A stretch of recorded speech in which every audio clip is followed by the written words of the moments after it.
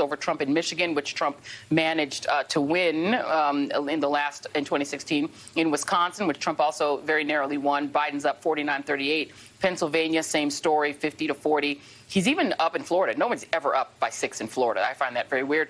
Arizona, Biden's up by 7. North Carolina up by 9. Polls can be wrong.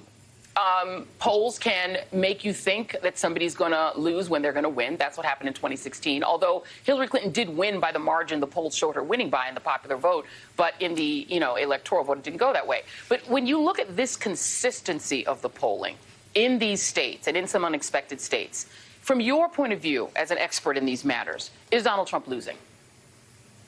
Well, clearly he's losing. Look, we're in the middle of a pandemic that is much worse than it needs to be because of his malfeasance at the beginning and throughout the course of it. We're deep in a recession.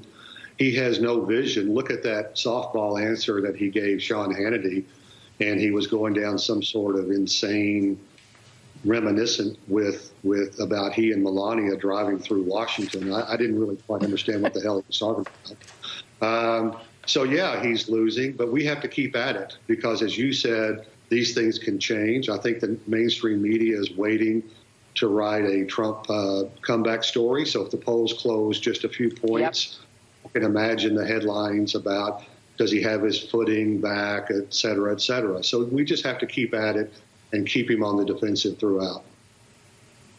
Oh, yeah, he's one clean prompter read away from getting glowing media headlines that, Trump is behaving so much more presidentially. We know that that's how it works. But, there's certain things that, I worked a little bit in campaign politics, and one of the things that was always seen as a red flag was for the incumbent to fall under 40, right?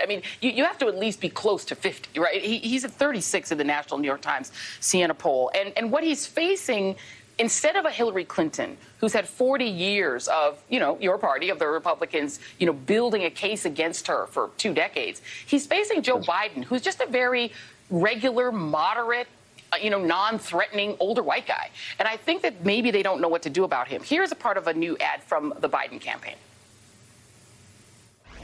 The 2020 economic crash. We've been through this before. Then Vice President Joe Biden oversaw the 2009 American Recovery Act. 14 million jobs created. The auto industry rescued. The longest sustained job growth in American history. With 6 million kept out of poverty and less than 1% waste. He's done it before. He'll do it again. That's a very sort of standard ad. It's almost like an ad, like a Ronald Reagan second-term running ad, right? And now let me play the hardcore. That's you guys' ad, the Lincoln Project ad. We will never forget them, nor the last time we saw them. As they've slipped the surly bonds of earth to touch the face of God. Those who are lost now, their legacy must be our lives. I can hear you, and the people who knock these buildings down will hear all of us Amazing grace. I am dispatching thousands and thousands of heavily armed soldiers. We dominate the streets. I won't traffic in fear and division. I won't fan the flames of hate. It's time to pick up our heads.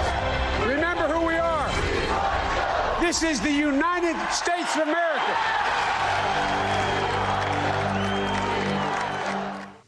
Like, gets your heart rate going. Adam Serwer wrote in The Atlantic that it's hard for Donald Trump to run against another white guy. It's becoming clear that after 12 years of feasting on white identity politics with a black man and a woman as its preeminent villains, the Republican Party is struggling to run its Obama-era culture war playbook against an old, moderate white guy.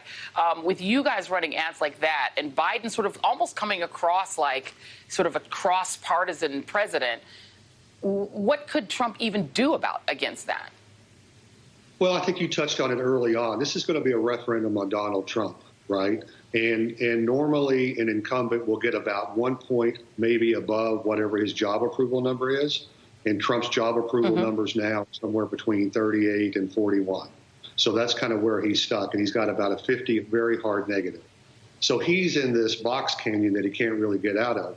The other thing about Joe Biden is that people see him as a stable leader. And in our ad that we just showed, people are yearning to go back to presidents that knew how to conduct themselves in a moment of crisis, right? And right now, they wake up every day, and it's insane Groundhog Day, every day with this president. They want to get back to just a bit of normalcy. No family, no business, small or large, no sports team, no anything could be conducted this way, where every day is based on the mood of the person at the top, or whether he's tweeting, attacking someone, or whether his ego needs to be massaged. I mean, people really are tired of all of this. Yeah, I think Joe Biden could literally run on the tagline, "Wouldn't you like to sleep at night?"